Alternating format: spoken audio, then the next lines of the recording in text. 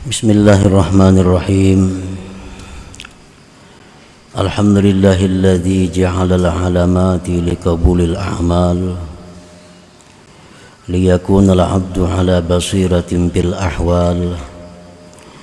Ashhadu an la ilaha illallah wahdahu la syarika lahu bizzati was sifati wal af'al. Wa ashhadu anna sayyidana Muhammadan abduhu wa rasuluhul makhsus bi asyrafi maqamatil irsal. Allahumma salli wa sallim ala sayyidina wa maulana Muhammadin khairir rijal wa ala alihi wa sahbihi wa dhurriyyatihi wa atba'ihi ila yaumil hisabi was su'al. Amma ba'du. Yang kita hormati dan kita cintai para habaib dan para ulama, muhibbin, hadirin hadirat rahimakumullah. Alhamdulillah, puji syukur kehadirat Allah subhanahu wa ta'ala yang pada malam ini kembali mengumpulkan kita bersama-sama di majlis yang penuh berkah dan rahmah ini. Kemudian salawat dan salam kita haturkan kepada junjungan kita Nabi besar Muhammad sallallahu alaihi wasallam dan kepada seluruh keluarga, para sahabat, zurriyat dan pengikut beliau sampai hari kiamat nanti. Para muhibbin rahimakumullah, al-hikmatus sab'un minal hikamil ata'iyyah. Qala al-imam Ahmad ibnu Athaillah As-Sakandari rahimahullah, nafa'ana bi'ulumih.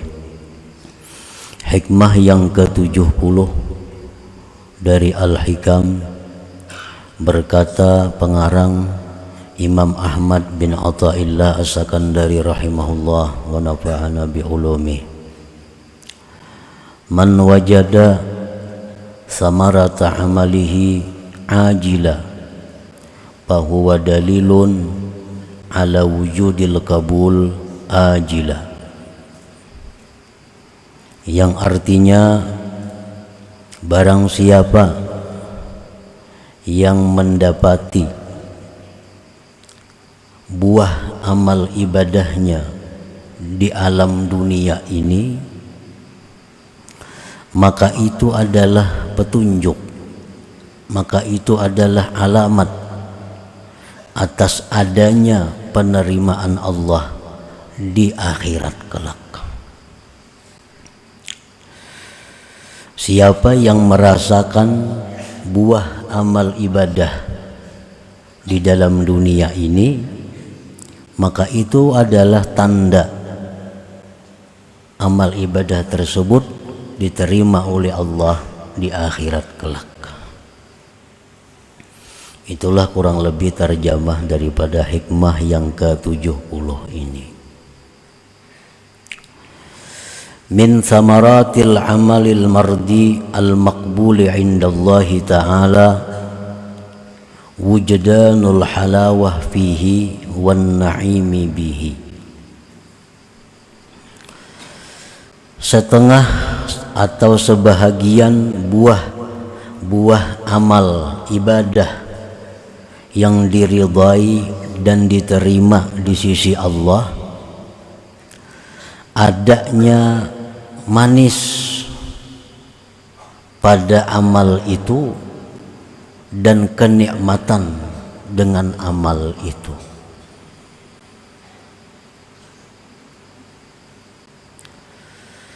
Apabila kita beribadah lalu di dalam melaksanakan ibadah itu ada suatu kelezatan, ada suatu kenikmatan rohani, maka itu tanda bahwa ibadah yang kita lakukan itu diterima oleh Allah subhanahu wa ta'ala. Pawujudul halawati wan na'imi indal amal dalilun ala qabulihi indallah wal jaza' bil akhirah. Adanya kemanisan, adanya kenikmatan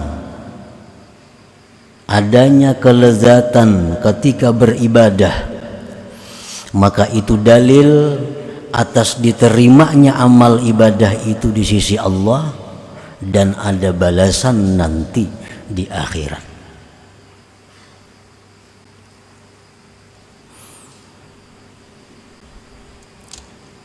Wa dalilu wujudi hadhil halawati an-nashatu bin nuhudi ilaih wal mudawamatu alaih. Dan dalil adanya ini kelezatan ibadah, rajin pada bangkit kepada ibadah dan mengekali atas amal ibadah itu. Nah, para muhibbin rahimakumullah, jadi apabila kita sembahyang, di dalam sembahyang itu ada satu kenikmatan rohani, ada satu kelezatan, ada suatu ketentraman jiwa, maka itu adalah tanda sembahyang kita itu diterima oleh Allah Subhanahu wa ta'ala. Tandanya lezat ibadah, tandanya nikmat beribadah, rajin dan mengekali. Apakah ibadah itu nikmat atau lezat? Kalau kita rajin mengekali berarti itu nikmat. Nah, bila mana kita kadang mengekali atau kita berlambat-lambat, apalagi balang kambingan, satu bukti bahwa ibadah itu tidak lezat baginya. Satu bukti bahwa ibadah itu kada ada nikmat baginya. Apabila ibadah itu kita kerjakan dengan beban, ibadah itu kita kerjakan dengan terpaksa, itu satu tanda bahwa ibadah kita tidak diterima di sisi Allah Subhanahu wa ta'ala. Nah, para muhibbin rahimakumullah, kelezatan atau kenikmatan ibadah itu sifatnya adalah ruhani, sifatnya ruhani, bukan jasmani. Nah, di dalam diri seorang manusia itu ada jasmani, ada ruhani, dan masing-masing dua tersebut menyatu dalam diri manusia. Kelezatan jasmani, kelezatan ruhani itu berbeda-beda. Lezatnya teh manis, lezatnya kuah sup, itu hanya bisa dirasakan oleh jasmani. Sedangkan kelezatan ibadah, lezatnya berzikir, nikmatnya membaca salawat, itu adalah dirasakan hanya oleh rohani seseorang. Nah, para muhibbin rahimakumullah, apabila kita beribadah, apabila kita berzikir, tapi tidak ada rasa nikmat, tidak ada rasa lezat, nah itu perlu kita periksa, perlu kita teliti keadaan rohani kita, perlu kita cek kesehatan rohani kita. Membaca zikir 1000 kada ada nikmatnya, kada ada nyamannya. Membaca Quran kada ada nikmatnya, sembahyang kada ada nikmatnya. Nah, ini kalau demikian halnya, satu bukti bahwa ibadah-ibadah itu tidak diterima di sisi Allah. Tidak diterima di sisi Allah. Nah, maka semestinya kita segera untuk meneliti, segera untuk mencari sebab kenapa rohani ini tidak lezat dengan ibadah itu. Mestinya rohani ini nikmat begitu kita ucapkan la ilaha illallah. Mestinya rohani itu nikmat begitu kita ucapkan la haula wala quwata illa billah. Mestinya rohani itu nikmat begitu kita membaca surat Fatihah. Mestinya roh kita ini sehat, nikmat, lezat waktu kita sujud menghadap Allah. Tetapi nyatanya tidak demikian. Kita baca la ilaha illallah biasa-biasa, kita baca salawat biasa-biasa, kada ada rasa nyaman. Nah, bukti bahwa itu tidak diterima oleh Allah. Apabila ini berlanjut ada pada kita, maka kita di akhirat tidak akan mendapatkan balasan dari ibadah itu. Tidak akan mendapat balasan ibadah itu. Nah, oleh karena itu para muhibbin rahimakumullah, kita periksalah diri kita. Pasti ada sesuatu yang menyebabkan roh kita ini tidak lezat dengan ibadah itu. Pasti ada sesuatu yang menyebabkan rohani kita tidak nikmat dengan zikir. Umpamanya kita disurungi, orang wadai nang manis, menyutihnya manis. Nah, kita makan pahit. Menyutih nang manis tuh kita minum pahit. Anja orangnya sudah kegulai 2 sendok tadi. Itu wadai kuhilam, wadai nang paling manis sudah. Rasai pahit. Coba pangikam rasai nang saya kong kawan nih, manis bener aja nang saya kong. Nang saya kong rasai manis juga. Kenapa seorang pahit? Nah, ini perlu diperiksa. Jasmani kita nih kenapa? Gula nang mestinya manis, kenapa liur kita pahit? Oh, barangkali kita sedang kena penyakit malaria. Orang meriap dingin tuh garing, surungin apa aja kada nyaman, liur ya tuh pahit. Nah, ini pertanda bahwa jasmani ini ada gangguan. Jasmani ini ada kada sihat. Sehingga nang mestinya nikmat jadi pahit.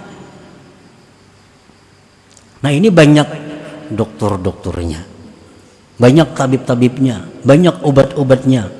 Anak dokter ini kayak apa cara mengobati supaya nang manis tuh manis, nang masin tuh masin. Nah, itu dokter akan segera mengobati. Akhirnya sehat, normal. Nah, makan wadai nyaman, tuh sigar sudah orangnya tuh. Minum banyu manis sudah, nah sigar orangnya. Semalam saraba pahit. Nah, berarti jasmani orang ini sakit. Nah, ruhani pun demikian. Beribadah mestinya nyaman, kenapa kada nyaman? Berzikir mestinya nikmat, kenapa kada nikmat? Berarti rohani kita ini ada gangguan, ada penyakit. Nah, mesti itu kita cari. Mesti kita cari. Sujud dalam sembahyang itu puncak kenikmatan dalam ibadah. Karena waktu sujud itu keadaan kita sangat dekat kepada Allah Subhanahu wa taala. Mestinya sujud itu sangat nikmat. Tapi kenapa sujud itu kada nikmat? Kenapa sujud itu biasa-biasa aja? Nah, ini rohani kita masalahnya. Rohani kita berpenyakit. Rohani kita ini berpenyakit. Maka sudah 50 tahun lebih penyakitnya bertunggu. Membuanginya ngalih benar itu. Kenapa? Sudah kronis. Nah, sudah 40 tahun kada diobati. Ada yang 30 tahun dibiarkan. Sembayang aja, baca Quran juga, tapi kada ada nikmat. Sehingga yang demikian itu ibadah timbul jadi beban. Nah, jadi beban jadinya. Kayak orang nanggaring tuh. Dimakan aja, pahit. Kita bilang kada makan kita bakurus awak. Mau mati, tak paksa makan disuapi. Padahal sing tuhukan menghabiskan cuma takutan kalau mati kada makan, lalu jadi beban makan. Padahal mestinya nikmat. Nah, kayak itu juga orang-orang yang rohani sakit ini mestinya ibadah itu nikmat tapi jadi beban. Ketakutan kada sembahyang kena aku ke neraka. mun aku takutan mun aku kada sembahyang kayaknya disiksa, kalau aku kada sembahyang kayaknya aku bisa bangkrut. Nah, lalu sembahyangnya jadi beban lawan dirinya, lalu kada ada kenikmatan lagi. Nah, para muhibbin rahimakumullah, nah apabila melakukan ibadah dan tidak dirasakan nikmatnya ibadah, tidak dirasakan nyamannya ibadah, itu berarti rohani kita sakit. Apa-apa penyakit rohani yang menyebabkan ibadah itu susah, ibadah itu pahit. Oleh para ulama dijelaskan, antara lain penyakit rohani yang menyebabkan ibadah itu menjadi pahit adalah hubbud dunia. Nah, hubbud dunia, orang yang mencintai dunia, orang yang ingin hidupnya ini kaya, orang yang ingin hidupnya ini jaya, orang yang ingin hidupnya punya pangkat yang tinggi.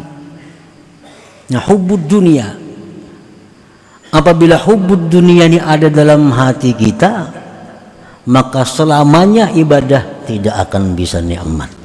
Itu menghalangi. Orang hubbud dunia pikirannya selalu materi, selalu dunia. Nah, sembahyang pun kada akan nikmat karena pikirannya dalam sembahyang adalah pikiran dunia. Nah, hubbud dunia itu bisa jadi sebab rohani sakit sehingga ibadah jadi sulit, ibadah jadi pahit, mestinya nikmat. Bisa juga penyakit rohani itu yang menyebabkan pahitnya ibadah yang mestinya nikmat adalah al-kibru, kesombongan. Kesombongan. Orang-orang yang sombong itu ditegah Allah untuk merasakan nikmatnya ibadah.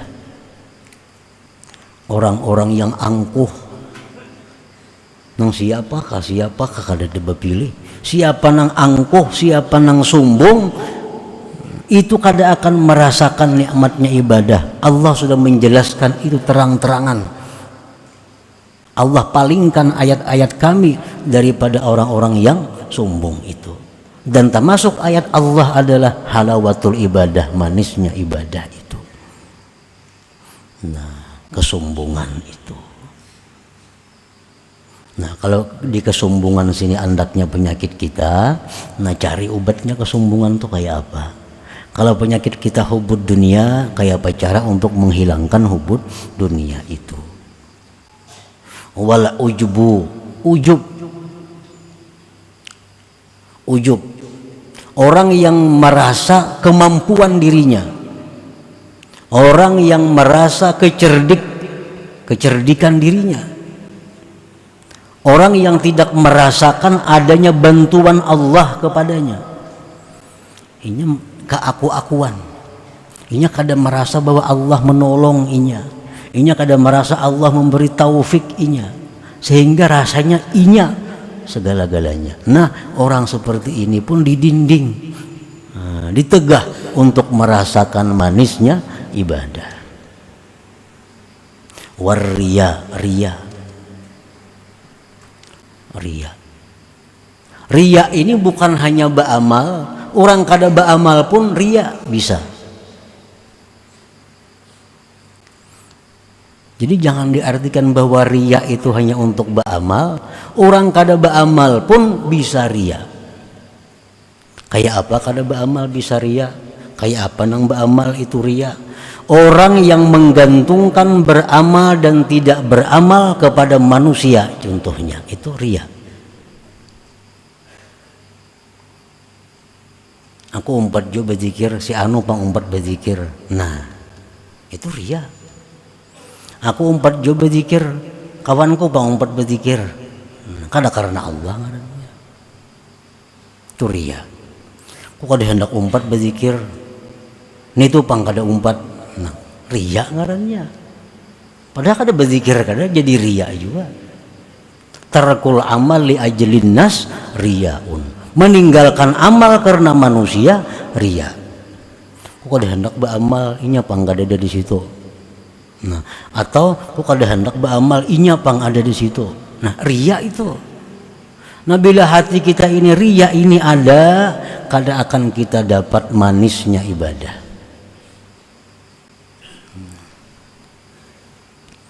Wal hikdu, dendam. Di hati kita ini ada menyimpan kebencian kepada seorang hamba Allah, apalagi 2 orang, apalagi 3 orang. Dalam hati kita ada menyimpan kebencian kepada hamba Allah. Jelas orang ini kada akan dapat manisnya ibadah. Kenapa? Karena ruhaninya punya penyakit ini. Wa aklul haram, makan haram, sama juga. Nah, para muhibbin rahimakumullah. Jadi kalau kita hendak dapat manis ibadah dan hendak dapat nikmatnya ibadah supaya ibadah itu diterima oleh Allah, nah kita periksa ruhani kita. Adakah penyakit-penyakit tadi? Adakah hubud dunia? Oh, kok ada hubud dunia? Aku bercari gini gak ada.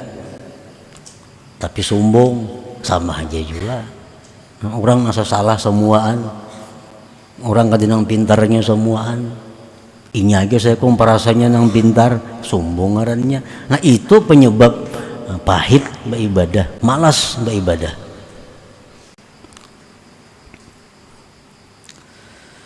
Nah, para muhibbin rahimakumullah. Jadi jangan hanya kita memperhatikan jasmani melulu. Sakit kepala anjap mencari obat, sakit gigi lakas mencari obat, sakit parut lakas mencari obat. Tapi sakit-sakit yang macam ini kenapa kada diobati?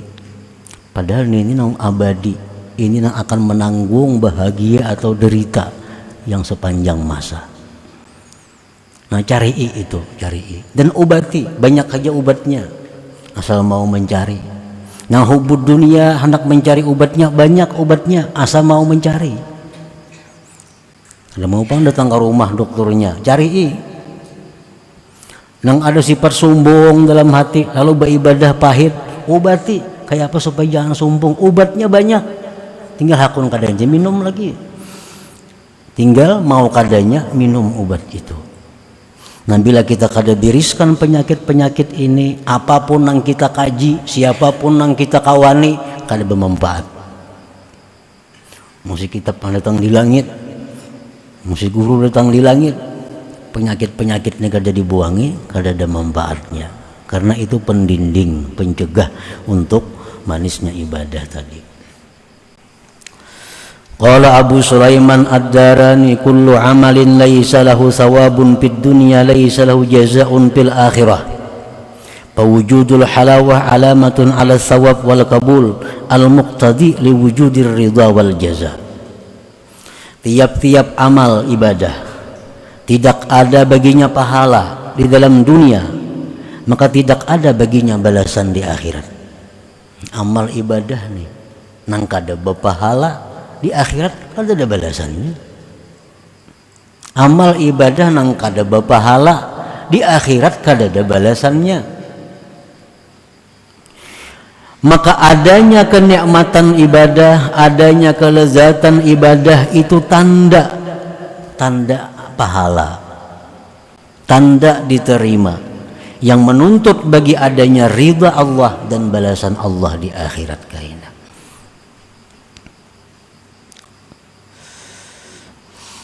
Samaratul amal kal halawati wan na'imi bihi laysat jazaahu li'annal jazaa muddakharun wa muajjalun fil akhirah wa innama samarah muzhiratun li salahil amal wa qabulihi indallah ta'ala. Buah amal ibadah seperti nikmat, seperti nyaman beribadah, itu bukan balasan ibadah, bukan balasan ibadah. Karena balasan ibadah itu disimpan dan ditimpukkan di akhirat kaina. Jadi manisnya ibadah itu, nikmatnya ibadah itu bukan balasan ibadah itu. Itu hanya buah. Balasannya kena di akhirat. Nah, hanya saja buah itu menunjukkan bagi bagusnya amal dan diterimanya amal di sisi Allah Ta'ala. Kita berdoa lawan Tuhan, contohnya berdoa lawan Tuhan, minta ini, lalu kabul. Nah, kabul itu bukan balasan doa, itu hanya buahnya doa. Balasannya doa di akhirat kaina kada diunjuk Tuhan di dunia. Orang baca surah Waqiah, lalu inya hidupnya makmur, hidupnya sukses. Itu bukan balasan surah Waqiah, itu buahnya surah Waqiah. Balasan baca surah Waqiah di akhirat, bukan di dunia. Buah itu hanya menunjukkan bahwa amal ibadah tadi bagus, amal ibadah tadi berhasil diterima di sisi Allah Subhanahu wa Ta'ala. Jadi jangan dipadahkan balasan ibadah itu di dunia kada ada, karena dunia bukan tempat pembalasan seperti hikmah yang sebelumnya. Misalu dzalik ma ya'muru bihi al-walid ibnahu min ad-dirasah wal jiddi fiha wa ma ya'iduhu ala dzalik min jaizatin maliyah iddakharaha lahu fa in qada al-walad li amri abih wajadda bid dirasah sawfa yara samarata dirasatihi najahan fi madrasatihi wa husulan ala syahadah thumma yatalaqqa al-waladu ba'da najahihi wa husuli syahadah al-ajra alladhi wa'adahu waliduh. Perumpamaannya, anak nang disuruh kuitan belajar sungguh-sungguh, ikam nakai sekolah bujur-bujur, ikam sekolah rajin-rajin, kayaknya ikam bila ikam lulus sekolah ikam kutukarakan sepeda motor. Nah, itu contohnya. Bila ikam lulus sekolah, ikam kutukarakan sepeda motor. Nah, sepeda motor ini adalah balasan daripada lulusnya sekolah. Buahnya apa? Buahnya ini bersungguh-sungguh sekolah, kanak-kanak tadi. Buahnya ini berhimat menuntut ilmu. Buahnya kena lulus, dapat ijazah. Nah, itu buah. Dapat ijazah, lulus sekolah, itu buah bersungguh-sungguh. Sedangkan balasannya pang sepeda motor yang dijanjikan tadi. Cuma sepeda motor itu dijanjikan bila ada lulus sekolah, bila ada ijazah, nah hanya dapat sepeda motor. Nah, jadi balasan itu sepeda motor, ijazah pang itu buah daripada bersungguh-sungguh. Bukan ijazah itu pembalasan sekolah, kada. Nah, itu perbandingannya. Apabila Allah menyuruh kita beribadah, itu ada buahnya dalam dunia ini. Dan buah itu bukan balasan. Balasan kayaknya di akhirat, karena dunia bukan tempat pembalasan. Nah, para muhibbin rahimakumullah. Jadi kita beramal, baca salawat, nah, dengan nikmat, baca zikir dengan nyaman, lalu hidup kita jadi makmur. Nah, hidup kita jadi murah, rezeki luas, berkah. Itu buahnya. Karena buah ibadah itu manis, lezat. Buahnya ibadah itu hidup makmur. Buahnya ibadah itu hati tenang. Itu buah-buah ibadah yang menunjukkan bahwa ibadah kita bagus, diterima di sisi Allah. Nah, jadi itu jangan dianggap balasan. Balasan murni Allah akan berikan hanya di negeri akhirat. Fa idza wajada halawatal amal la yanbaghi ay yaqsida bi amali husulaha fa inna dzalik mimma yaqdahu bil ikhlas wa la yakun i'tina'uhu biha liyakuna mizanan li amalihi. Apabila dia beribadah ada manis, nah, ada nikmat beribadah, maka tidaklah patut dia menghendaki manisnya itu. Manis itu jangan diulah untingan, manis itu jangan diulah tujuan, karena itu mencederai bagi keikhlasan kita beribadah kepada Allah. Aku hati asa gelisah nah, anak bertenang-tenang lu supaya tenang baca Quran. Nah jangan itu mengganggu keikhlasan kita. Jadi manis ibadah itu bukan tujuan. Cuma manis ibadah itu hanya sebagai timbangan bagi baik buruknya amal kita. Nikmat ibadah itu bukan tujuan. Nikmat dan manisnya ibadah itu hanya timbangan ibadah kita buruk atau kada. Itu aja. Jadi kita beribadah jangan mencari manis, jangan mencari lezat. Yang kita cari beribadah adalah Allah tujuan kita. Nah, manisnya itu bang, itu hanya ukuran. Bila manis, oh berarti amalku baik diterima Allah. Bila kada, berarti kada diterima oleh Allah. Jangan beribadah mencari manis. Yang kita cari, kita tuju adalah Allah. Agar ikhlas kita kada terganggu, kada cedera dengan yang lain selain Allah Subhanahu wa Ta'ala. Nah, kemudian hikmah yang ke-71 pula. إلى حضرة النبي صلى الله عليه وسلم الفاتحة. أعوذ بالله من الشيطان الرجيم. الرحمن الرحيم مالك يوم الدين إياك نعبد وإياك نستعين صراط المستقيم صراط الذين أنعمت عليهم. يا الله بها يا الله بها يا الله بحسن الخاتمة يا الله بها يا الله بها يا الله بحسن الخاتمة يا الله بها يا الله بها يا الله بحسن الخاتمة ويا أيها الرجل منه شفاعة صلوا عليه وسلموا تسليما اللهم صل وسلم وبارك عليه